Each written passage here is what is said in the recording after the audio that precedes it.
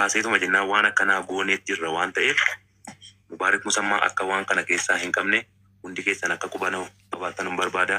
Ani balleesseera gama kan kootiin Mubaarak Musammaa immoo akka dhiifama naaf godhuu fi hordoftoonni isaallee dhiifama akkanaaf godhatanii fi dubbii kanallee akkanaaf hubatan barbaada. Viidiyoo kanas immoo waraabbattanii sheer gootanii nama hunda biraan akka gahe Mubaarak wanta kana keessaa akka hin qabne akka namni hundi dhagahuun barbaada. Galatoomaa ulfaadhaa hundi keessan umurii hundeerradhaati. Akkasii gama kiyyaan yaada kan kootu mureera. Allahu akbar. Allahu akbar. Allahu akbar. Taraan kan jifooti amma jifooti fufi.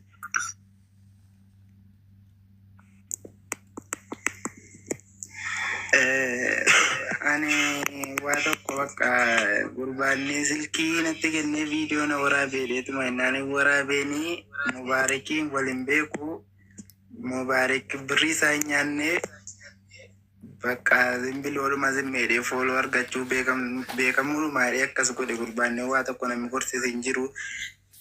Bakka balleessinee irra isa waraabeefis dhiifama jedhee gaafadheeraanii.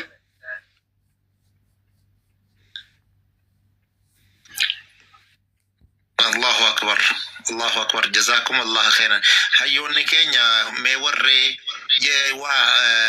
itti dabaluu barbaadanu yoo jiraatanii yookaan immoo kallattiin waan gara Mubaarak didamee Mubaarak hayyoo keenya rabbi si haa milkeessu mee waan ijoolleen kan keenya kun jedhan irratti yaadannoo kenne Mubaarak. Maalan jedha. Tokko waan jira kanaan jira akka gootan warra madii kan viidiyoo waraabaati.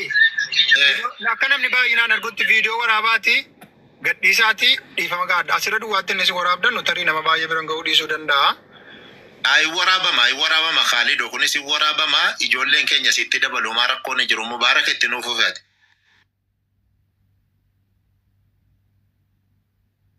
Akka dhiifama jira kana irraa qeebaluu kan kee nu dhageessisi atis rabbi itti dhiisu sagalee keetiin nu dhageessisi eega ijoolleen kun maqaa rabbiitiif maqaa ummata nama 2,000 asirratti dhiifama gaafataniiru maqaa mana gartanii ummata mana kee keessa jiru kanaatiin maqaa rabbiitiin si gaafatanii. Anis immoo kanuma irratti hundaa'uudhaani jechoota rabbiirraa hadiisa rasuularraa sallallahu alaihi wasallam waan tokko si yaadachiisuudhaan qalbii kan kee nuu laaffiftee rabbii waan hunda siif laaffisu atis yaada kee nuu kenni akka irraa nuu dhageessee waan kana irraallee nuu qeebaltee jettee viidiyoon si waraabamu waan ta'eef yaada kee nuu kenni. Walumaa tan dubbadha qorata Khaalido dubbatanii kan ijoollee wal gurguran.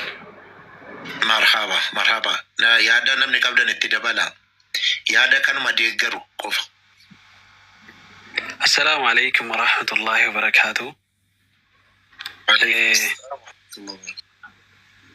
Dhugaa dubbachuu fi ijoolleen egaa dhiifama gaafataniiru wanta kana waan gaariillee miti waan akkanaas garuma boodaatti ittiin deebiina. Mubaarikii yoo isin beekamtii barbaaddanii nama tokko lama miti Oromoo nama afaansaa beeku Islaama miti nama afaansaa beeku miti nama afaansaa hin beekneyyuu nama baay'ee guddisee miidiyaa kanaan wal barsiisee akka jarri miidiyaadhaan wal baran godhaa ture godhaa jiras. Kanaaf gara kanaan dhufuun keessan dogoggoraa. Silaa waan bira dhaabbattanii viidiyoo isaa riippoostii gootanii mucaan kun Mubaarak amma masjiida baay'ee ijaaree quraana baay'ee bitee ijoollee harka kennee akka isaan qaraanu godhee hiyyeessa meeqa gargaaree dhukkubsataa meeqa lakkaa'ameen dhumu walumaa gala abbaa keenya baay'eessaa kan nuti silaa bira dhaabbattanii nama isatti quba qabu quba isaa irraa murtan dhugaa dubbachuuf dhiifamni keessan itti teessanii haala kanaan gaafachuun keessanii ol kaatanii dhaabbattanii dhiifama gaafachuu qabdan turtani. Maaliifi masjiida ijaare masjiida jechuun mana yuunivarsiitii Islaamaa barataan keessatti baratu quraana bitee keessa kaa'e akka ijoolleen achi keessaa qara'anii abdii biyyattii ijoollee lafaa dhufaa akka guddataniif dhukkubsataa meeqa biyya namaa keessatti kan gara dhabe biyya namaati biyya ofii keessatti miti bara biyya namaa keessatti kan akka gara dhabee bakka bulu dhabe ol galchee bulchee nyaachisee obaasee quubsee ati Arsii ati Baalee ati Shawaa ati Wallaggaa utuu hin jedhin Oromummaa isaaf namummaa isaatiin kana bira darbee Liiviyaatti namni yeroo qabame mubeekoo jechuun malee kaleessa bar uummanni dhufee miidiyaa kana irratti beekama malee kana dura Mubaarikii malee namni uummanni itti bo'u hin jiru. Isinii galee haala kanaan Mubaarikitti quba qabuun dogoggora ta'ee ka'ee haala kanaan teessanii miti cubbuu guddaa hojjettani dhiifama utuman gaafanne Rabbi irratti isin hin dhiisu waan ta'eef waan akkanaa gara kanaan deemuu dhiiftanii Mubaarikiin garaa qulqulluu ol kaatanii dhaabbattanii utuu gaafattanii anatti tola jechuun haquma isaatii isin hin dhiisu dhugaa dubbachuuf gara uummata guddisuutti immoo isin guddisa Mubaarik isinii galee bakka gurguddaa uummata tujjaara qabeenya qabanu warra gurguddaa beekamtiidhaan dhaadatan miti mubeen ijoollee xixinnoo akka keenyaa kana anamma fooloo amma kana kan qabu Mubaariktu na guddise ana ijoollee baay'ee fooloon isaanii gurguddate Mubaariktu guddise lafaa dhufaa jechuu gara aartiitiinis ta'e gara waa hundaanuu ta'e ijoollee fooloo hin qabne ol galchee fooloo jedhaa oola jechuu waan isaan barbaachisutti kenna. Kanaaf bifa kanaan dhufuun keessanii dhugaa dubbachuuf dogongora guddaadha waan kanatti hin deebiinaa akkuma Kaalidoon obboleessi koo jedhee mataadhaan viidiyoo waraabaati waan kana dogongorree akkas goone namni hin hojjechiifnes yoo namni isin hin hojjechiifne ta'e namni hin hojjechiifne yoo immoo namatu achi keessaa quba qaba ta'e nama sana baasaan sodaatinaati yoo immoo callistanii hojjettan ta'e isa dhugaa onnee keessan keessa jiru viidiyoo waraabaati dhiifama gaafadhaa uummata dhiifama gaafadhaa rabbii keessanii salaataa dhiifama gaafadhaa mubeen abbaa miskiinaati waan ta'eef kanumaan isiniin jedhaa assalaamu alaikum.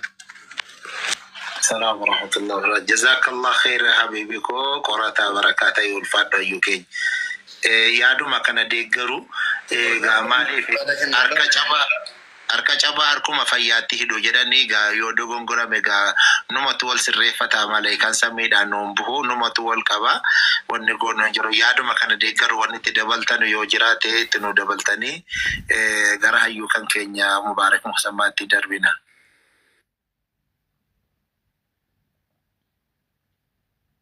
السلام عليكم ورحمة الله وبركاته.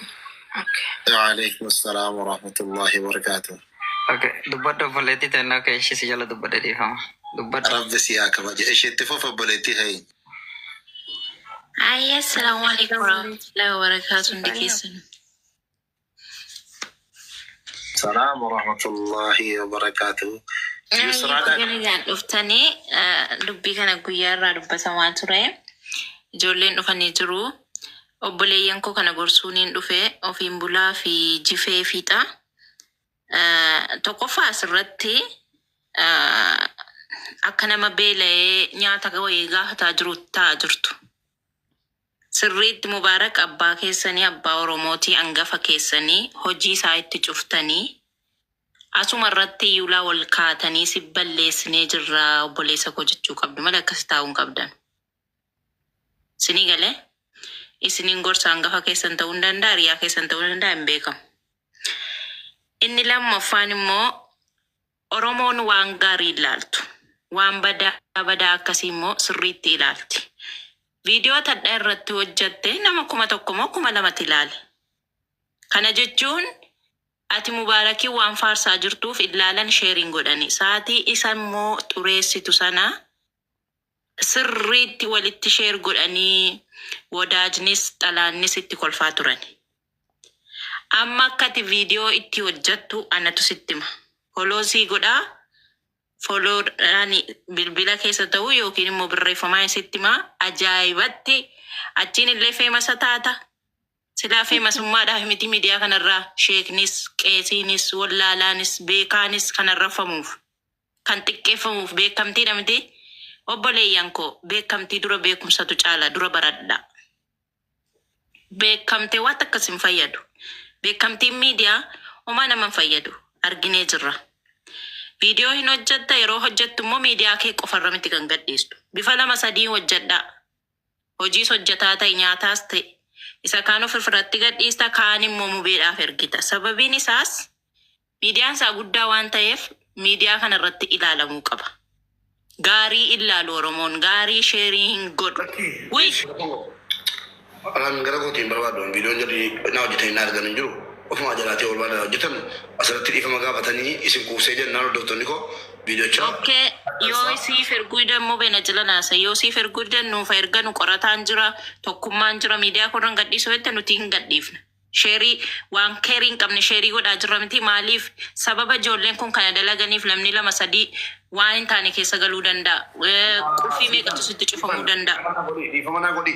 Namni kun ilaalaa kun obboleessa koo ofiin boonaa ilaali nama kanadha. Ijoollee baaleeti. Moo ijoollee arsiiti akkasidha. Ofii isaatii anatu safire biyya kana. Namni jalqaba sheernatti godhe ani sheerii namaan lalu. Dhufee ijoollee wayii erga ofii dhufe kaleessa iqaamaa isaan kenneefi firii biizaadhaan fideeni. Iqaamaa isaa kenneefi laayivii irra nama 600 waan irratti ilaa kunoo iqaamaa kee waan waadaa si galee si jalaa balleesseeraa himadhuun matatti jedhee agarsiise. Lakkii waan waadaa galte naa guuttetta jedhee ijoolleen hiriyoonni isaa mubaarikiin nuu dubbadhu jedhan nu haa fidu. Ishii jedhetti naasaara. Isheen natti godhe viidiyoo kana kun laala. Viidiyoo jalaa kana isheen natti godhe sagalee isaa immoo ilaala jeffadha. Assalamu alaikum warahmatullahi wabarakatuh. Akka min mubee fayyaa dalagaa akkam jirtan egaa akkanne maaluma abbaa kennaa taana ijoolleedhaan yonnaa jedhaan jedhu nama sadii ofarsanan dubbise tokko kana natti erga laalee kana laalee natti erga kunoo akkana nama mataa namaa xureessiti akkam godhamme. Viidiyoo eenyu isheetti godhee warra ninaa dubbate ijoollee 4 mubaarak nagaan na fide hin shakkamu kunoo aayidii kunatti kenneera jedhee ijoollee naa dubbatu fuudhan isheetti godhanii gurbaan kee hattuudha jedhanii isheetti godhanii na reefate dinaadhe waan akkasii ilaa riskii rabbi tana manaan rabbinuu hojii kana narraa hadhaabu maaliifi hojii kana fayyadamaa ta'uudha nama boqsuu qabda si galee nama boqsuu qabda ani nama shakku jira dheengadda asitti dhaggeeffadhaa wannan haasaa kana dheeresseefi ani ilmi namaa akka inni jilbeeffatus akka inni na duratti saqaayyus akka inni irratti mataa gadi qabatus hin barbaadu natti balleessee dhiise si galee bucuusii biyya kana keessatti dheengadda namni wayii diraama 8,000 nama jalaa nyaatee jennaan hiriyaa kooti maalan dhossa jaarsummaa taa'ee dubbadhe obboleessa koo dhattee tokkummaa irratti bannaan achitti gadi baata footoon kee gadi baanaan ammas waa biraati